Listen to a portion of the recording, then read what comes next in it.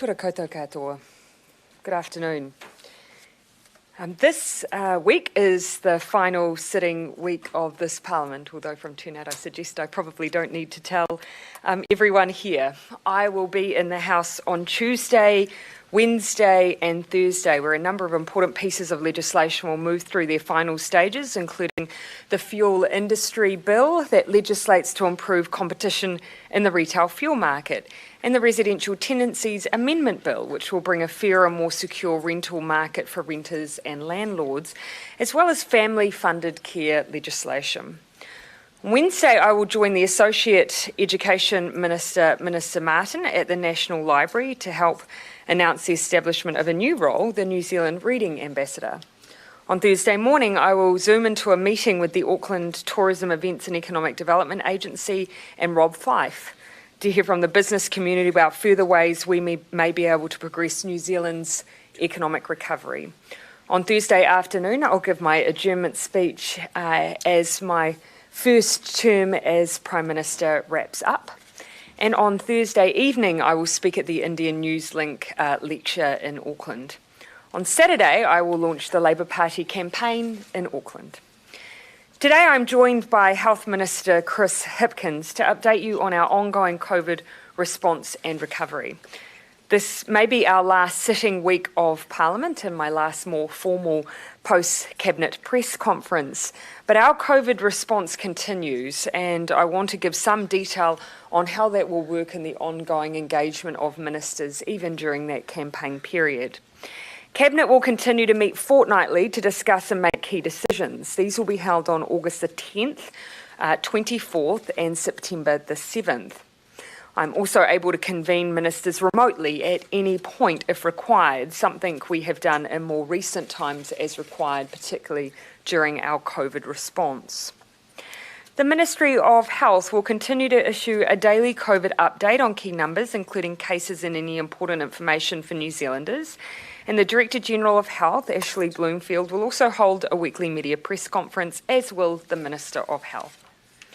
Our all-of-government team has also dialled back up its Unite Against Covid-19 campaign, calling on New Zealanders to be ready because, of course, while we're still at alert level 1, ongoing vigilance is still required. You will start seeing a reiteration of the need to stay home and seek medical advice if you have symptoms, to practice good hygiene, and to keep a record of your movements using the official New Zealand COVID Tracer app, or another method if that works best for you. We have all seen the re-emergence of devastating community transmission in Victoria. While we have gone 94 days without a case in our community, they too had very low numbers for a number of days in June, with some 0 case days. They reported over 600 cases yesterday and have declared a state of disaster. We cannot afford to be complacent, which is why we are dialling back up the COVID messaging in response to some behaviours that we're seeing in New Zealand and a view that we need to make sure that we maintain that vigilance. In order to stay on top of COVID, we all have a part to play. One of those roles is getting tested. One thing we are finding when digging into some of our lower testing numbers is that people, in some cases, are refusing testing when offered. A recent survey shows a quarter of people have declined a COVID test at their GP. At level 1, ongoing contact and surveillance testing is critical to keeping COVID out and knowing if it has arrived. Someone refusing a test could be the difference between identifying a chain of transmission or it going undetected in our community in a hugely damaging way. Surveillance testing to check for the virus in our community is key because, as the Minister of Health has said today, we have seen how quickly it can spread overseas and around the world. It does remain a raging pandemic. So while our borders remain our first line of defence, surveillance testing is important to ensure it is not crept in undetected. During level 4, we were regularly hitting 6,000 tests a day. We are currently averaging about 2,276. That is roughly a third of what we were, around half of what we are also aiming for at a time when we need to continue to be searching as hard as we can to ensure the virus isn't here. To lift these numbers, we're doing a number of things, including increasing the frequency of testing of staff working at airports and managed isolation and quarantine facilities, as well as providing clear guidance to GPs so that plentiful testing is applied for those who have cold and flu symptoms. And again, one of the things we're combating there is a much lower than usual flu season. And there's something that you all can do to help as well. Please say yes to the test. Our flu tracker is showing lower numbers of people with flu, from 70,000 respondents in lockdown to 50,000 now. While that may be due to increased hygiene measures and also more people being vaccinated and fewer people travelling, if you are sick, do still please go to your GP or seek advice, and if you are offered a test, please say yes. We can only keep this COVID-free status by knowing a sick person isn't a sick person with COVID-19. As a member of our team of 5 million, it's one way that you can make a contribution to keeping New Zealanders safe, and it will be hugely appreciated. In summary, work goes on, the structural oversight of our COVID response continues, and we must all remain vigilant.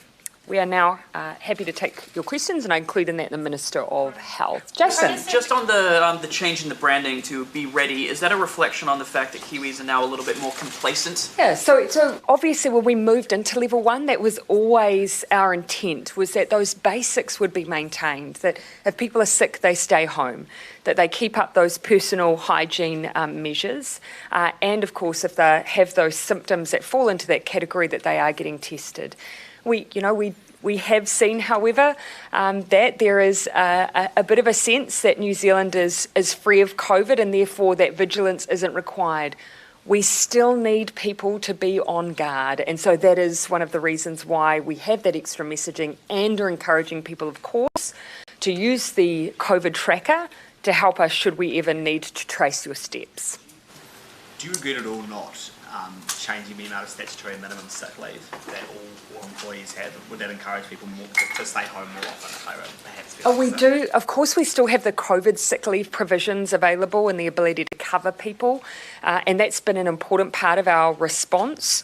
So if someone is in need of does need to stay at home for COVID-related reasons, we have that mechanism in place.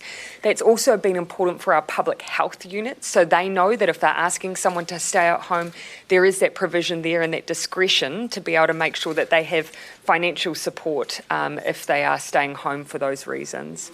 Basically, everyone should stay home if they're unwell. Would COVID leave cover, leave cover all of that? No, so obviously those are specific to those circumstances, but we are still asking people to stay at home if they're sick, and that has been part of our ongoing messaging. Of course, if they're then getting a test, you can demonstrate whether or not it's COVID related, or if a PHU has asked you to stay in quarantine, then of course you're again covered by COVID related costs. So have you completely ruled out a trans-Tasman bubble for this year? I haven't put a time frame on it, but everyone can see, based on our clear criteria right from the beginning, that we will not open a trans-Tasman bubble until it is safe. It will be obvious to everyone that that is not right now, and it will not be for some time to come. Would you open to all states, barring Victoria? Again, that would all firstly come down to Australia's decision making. Secondly, it would come down to very tight border controls and restrictions so that you could guarantee that there weren't any issues with movement between the likes of Victoria and others. To date, we have seen cases that have come through at the border within Australia, nor have we had any suggestion from Australia that that's the way that they would like to approach movement with New Zealand. When you were talking about a Pacific or any potential Pacific bubble, you were talking about one of the barriers being safety through the airport. Auckland Airport has just announced... Yes, I just saw there.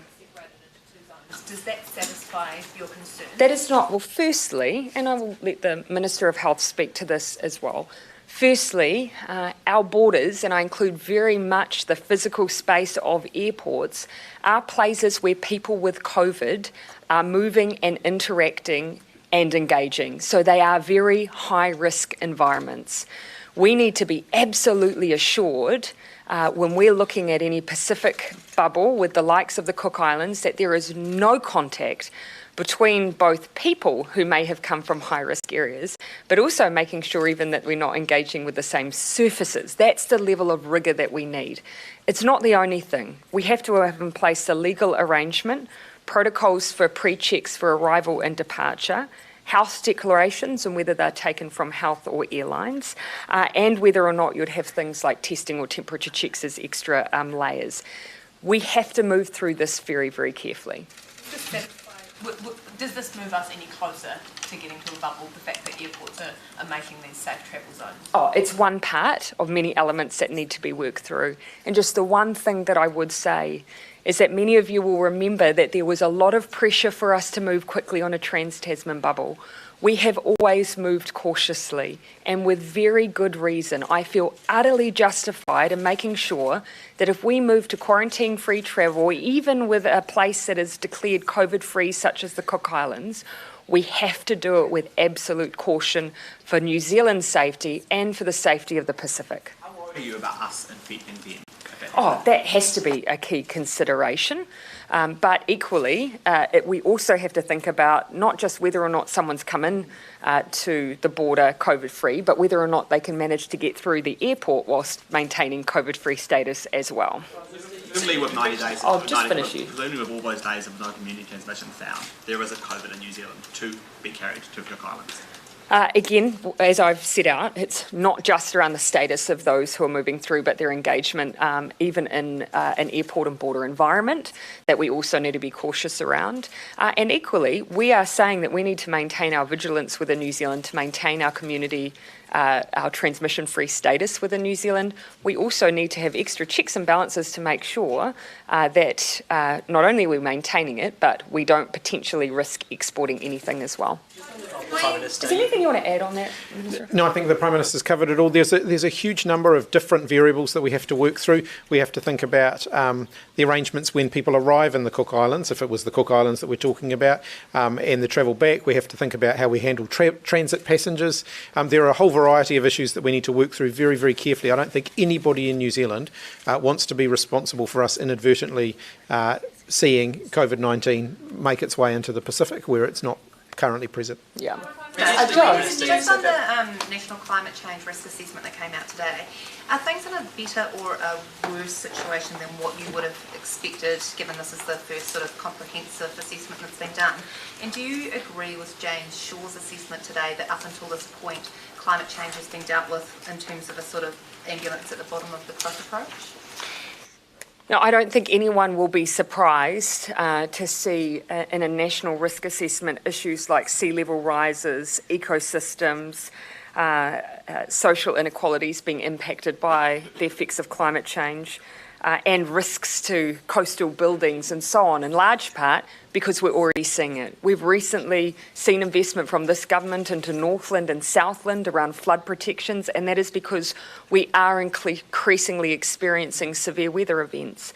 The question for us is, of course, making sure that we're continuing to invest in both mitigation, which we have, but also adaptation, as we see the full risk assessment that demonstrates there's some areas where we actually just need to prepare ourselves, whilst at the same time not accepting the inevitability of sea level rises while we have the ability to make a difference. Local government New Zealand says that there's a massive legislative hole when it comes to central government around allowing councils to actually do their adaptation style work, and obviously there's been a reference to it with the RMA, but that could potentially be years away. So I think you've already seen, and perhaps you have already seen where central government, particularly in recent times, has been investing directly in local communities to support flood protections is a very good example. But there is an ongoing issue that, yes, we have discussed between ourselves, both local and central government, need to resolve some of where that liability exists for ongoing adaptation. We aren't through that conversation yet, but where there's immediate need, you'll see that we are already partnering and moving on some of that. Prime Minister, you said before that you're a bit concerned by some behaviours we're seeing in New Zealand in relation to COVID. What behaviours are those? Oh, just as I've said, just a sense that perhaps our COVID-free status within the community is not something that we need to continually work hard to maintain. So just things like if someone's offered a test, refusing to take it. That's where I'm asking. You know, I know that, of course, people will often tend to be a bit dismissive. They'll feel like perhaps what they've got is just a flu and they don't need to worry.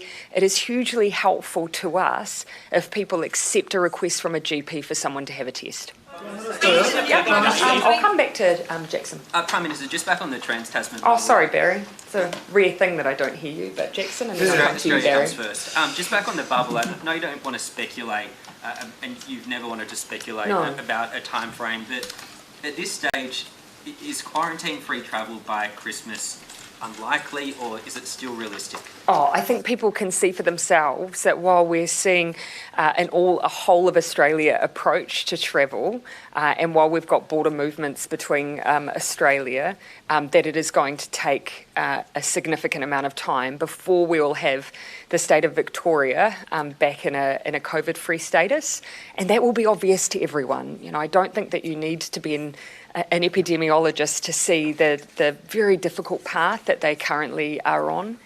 We wish Victoria, you know, all the very best as they continue to combat what is a devastating situation. But I think the reality for both of us is that this is going to slow things down for us. Barry. Is it fair to see this upcoming election as a COVID election, given that you indicated this morning that the manifesto will be fairly light on policy this year? Well, I think the way that, you know, I would describe it is that, you know, in large part, yes, the next 3 years have been predetermined by the need for whoever makes up the future government to continue to lead us through our health and our economic response. And we have already laid out a very significant plan, including a very significant investment regime, as part of our plan on COVID recovery and rebuild. And it is significant. Now, we, for some time to come, will be continuing to make investments in skills and job creation and small business investment and the work we're doing with foreign partners around trade and export growth. So, yes, you're right, COVID will predetermine a lot of what we debate this election, but voters still have a choice to make as to whether or not they continue with the plan that we've pitched or whether or not they choose to stop and move on to an alternate program. Well, you can expect that we will have points of difference. We will still have policy that as a Labour Party will roll out. But it is clear that the fiscal position we as New Zealand finds itself in is tight. We have had to include additional borrowing for the likes of the wage subsidy, which is the right thing to do, but we also have to maintain careful fiscal management, and that will be part of our thinking for any future policies. Molly, just following on from that, can you just give people an idea of what they can expect from Labour on the campaign trail in the next few weeks? Yeah, the public will continue to hear our plan for the COVID recovery and rebuild. And we're asking to keep going. We already have momentum with our 5-point plan, which is about investing in New Zealanders' skills. It is about creating jobs. It is about supporting small businesses who are the ones creating employment opportunities and making sure that when we are rebuilding, we're rebuilding New Zealand back better, investing in, for instance, energy and waste projects, things that are challenges anyway. So those are the types of initiatives we will keep taking to New Zealanders. We're asking to keep going rather than to put the brakes on our recovery. And in your opening statement, Prime Minister, do we need a new top tax bracket to help deal with the debt that we're taking on for the COVID response? You will have heard me this morning talk about our plan around debt. And of course, our debt trajectory has been set out in the budget, and the very clear difference between that's emerging between the opposition and the current government is our plan to grow the economy by investing in our people, by investing in job creation, versus the alternative, which is austerity measures and up to $80 billion worth of cuts, which could include health and education. So there are very clear differences in the way that we plan to deal with those issues over the coming decade. debt to 30% of GDP in a decade like National is? No, we have already, you can already see at the budget that debt track was laid out.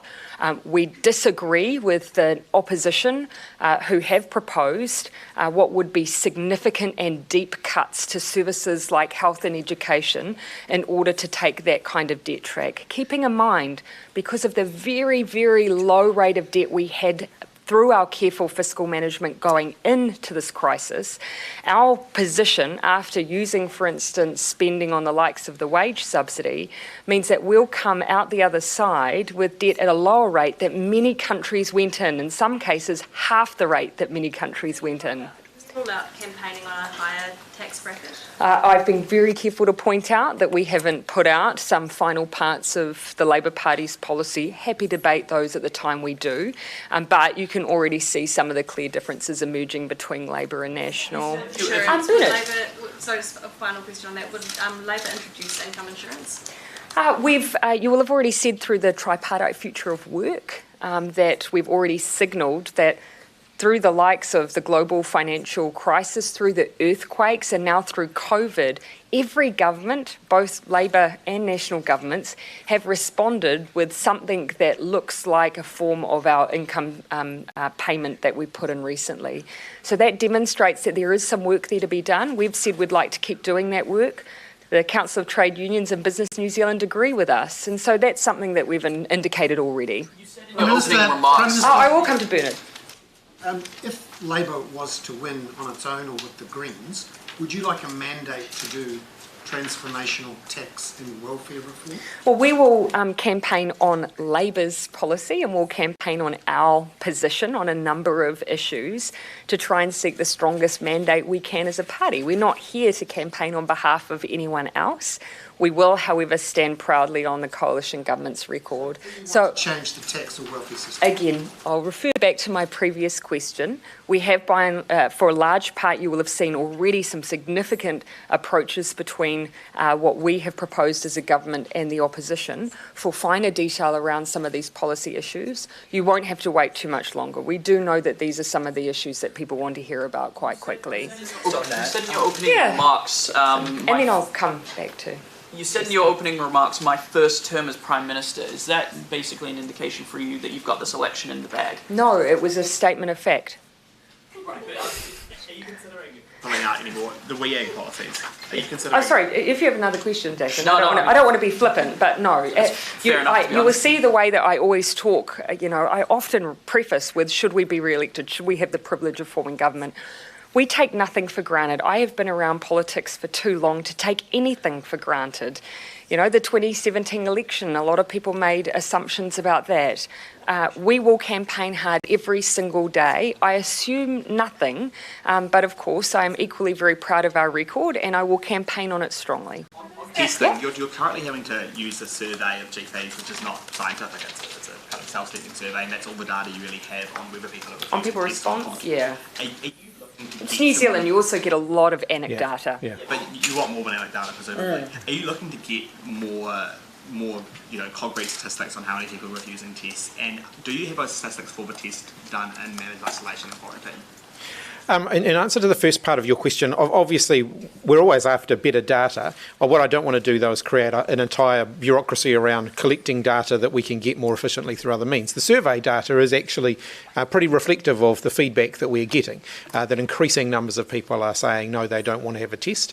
And as the Prime Minister has said, our clear message to them is, play your part as the team of 5 million and have your test. If you're offered a test, take the test. You're being offered the test for a very, very good reason, and we do need people to take those tests.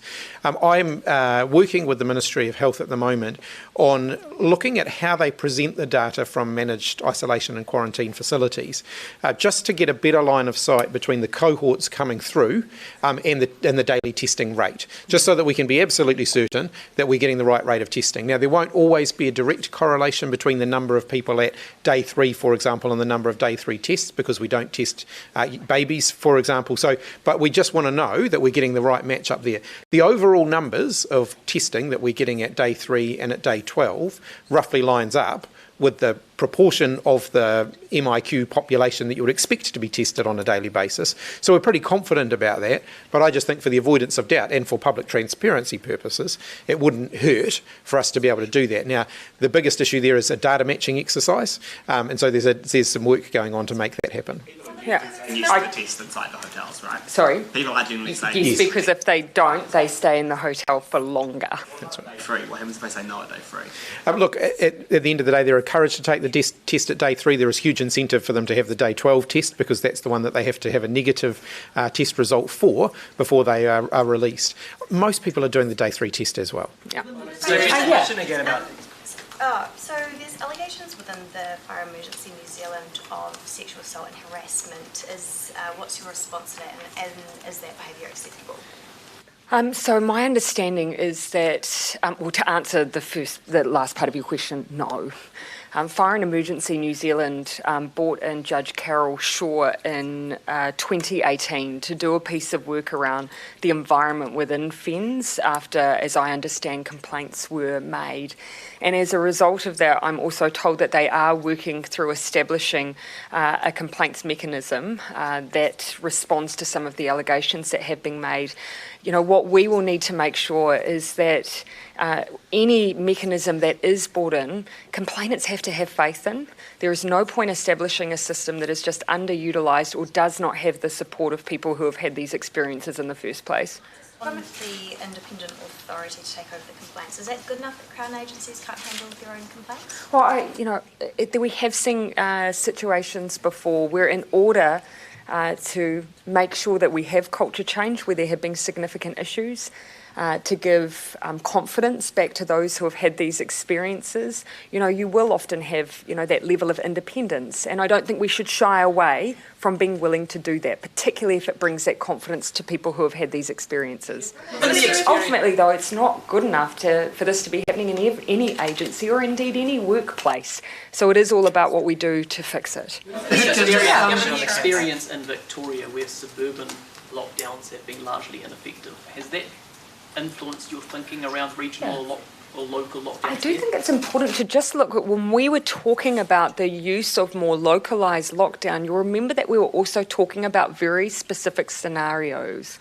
So I do think what we were very clear on at that point, and will continue to be, is that it does rely on you having very clear data and information about cases and their reach.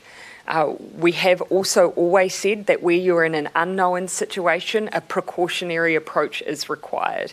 And so that was the approach that you will have seen in that broad overview we gave around the resurgence plan, and I think that is reinforced by what we've seen in Melbourne. Prime Minister previously. Ben. And I'll come to Ben and then Jen, I'll come to you. Thanks. A question on the bubble and a question on the campaign. Yeah. Previously Australia was first came off the rank. It was going to be the first place open. Obviously the cases have rendered that impossible, pivoting to the Pacific. Yep. But might it be of a mind to also pivot to a place like Taiwan or another place in Southeast Asia, now that we know that one of your criteria is 28 days without community transmission? Yeah, one of a range. It's not the only thing. And you will have heard us talk about reversing the order actually a little while ago. And one of the other reasons is that you'll see that we're focusing in on very particular countries within the Pacific, not necessarily the whole Pacific, is because they are realm countries. These are individuals who are passport holders that have a right to travel and move between New Zealand and either the Cook Islands or, say, Niue. Tokelau is a bit of an exception because, of course, you can only travel into Tokelau through Samoa, and so that adds a little extra layer of complication. But that is the reason we are treating the realm countries differently. That's not a question that I asked. Would you be then going to Yes, Taiwan? you will. It was what you asked. You asked, given we were doing that, would we do the same with others? I was pointing out that there are specific circumstances that mean we're doing them first. That next tier yet? No, at the moment, no. We're prioritising the realm. We haven't thought more broadly. We have always, when working through some of the criteria, had a mind to the fact that we may in the future have approaches. We would have, however, very strict criteria we would apply in those circumstances, but it's not on our mind currently. campaign, if I might. I'm just trying to understand the expectations, because you've said this morning that there's not going to be this big screed of manifesto. That would, well, of course, most people equate manifestos with large spending decisions as well. This is not the environment for that. That's what I was going to say. Is this just going to be an election campaign for our times? Is it going to be run on our record, not on our dreams, because we just can't afford it? Oh, well, I don't know that I would be still inclined to say that this isn't still an opportunity for us. And what do I mean by that? Well, it's undeniable that COVID is going to shape this election. Because this is the biggest challenge New Zealand has faced, and some would say 100 years. It will have a huge impact on our economy for generations, but that does still mean we have choices. In the past, when we have faced economic challenges, one of the choices has been to cut services, to lead to situations with high-level unemployment, and it has predominantly been groups like young people and Māori who have paid the price of that. The other choice, however, is to use our ability to invest in things like the wage subsidy, or to invest in things like training, and to invest in areas where we already had issues, a lack of public housing, the chance to increase New Zealand's renewable energy options to face the future. Make sure that we can do more of our waste management within New Zealand. There are opportunities here to realise some of the aspirations we have as a country, even if it's a crisis that has expedited it. Prime Minister, I will come to Jenna. I did say Jenna next. And then Bernard, yes, I don't necessarily need to reward volume, but I will come to you anyway. Yep. Sorry, can I just ask about cystic fibrosis? There's mounting pressure from cystic fibrosis sufferers for the miracle drug Trikafta to be funded. Yeah. Scotland's government has bypassed the equivalent of our Pharmac to fund cystic fibrosis drugs. Why can't your government do the same? Oh, so for one thing, my understanding is that Pharmac hasn't actually received an application for funding for this drug. But putting that aside, you know, you all well know that we have got a distinction between these decisions being made between politicians and Pharmac. Our view is that we aren't the people to make these decisions. However, that hasn't stopped us increasing the ability for Pharmac to make them.